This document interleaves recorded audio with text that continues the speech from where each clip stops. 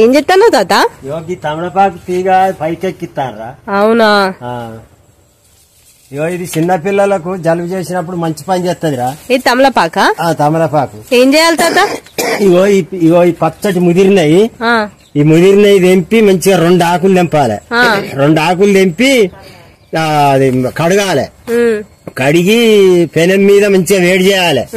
వేడి చేసి దీని మీద విక్స్ రాసి ఒకటి మాడ మీద ఒకటి స్వాతి మీద వేస్తే మంచిగా సాఫ్ట్ ఆడుతుంది, మంచిగా నిద్రపోతారు, జలుబు తొందరగా తగ్గింపు అవుతుంది. అవునా?